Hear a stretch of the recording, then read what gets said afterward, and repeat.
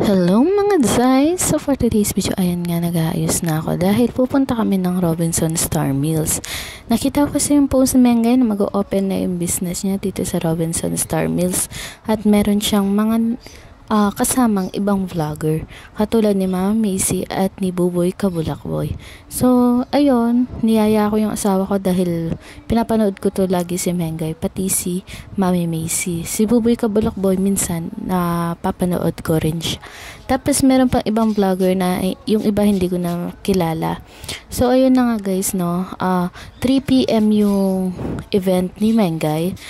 Pero ang uwi pa ng asawa ko ay 4 PM kaya hihintayin ko pa siya na umuwi para after nun alis na kami. Tapos ayan guys, oh ganda-ganda pa. Tapos ayan, nasa San Fernando na kami, Arco. Tapos ayan guys, medyo dumidilim na. Mga 5:30 na yan guys. Tapos suminto muna kami dito para magtanggal ng kapote kasi umulan. Tapos naligaw pa kami dito sa Robinson kasi hindi namin alam kung saan yung parking lot.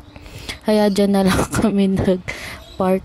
Tapos ayan, umakyat na kami sa 3rd floor. Nakasalubong ko pa nga si Ma'am Macy. Hindi ako nakapagpa-picture.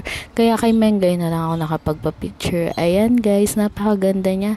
After nga namin dyan, pumunta na kami Mang Inasal para kumain. Tapos kinain na rin namin yung okay na binili namin kay Mengay. Tapos ayan, nagpamassage na rin kami. Tapos bumili na rin kami ng mga damit.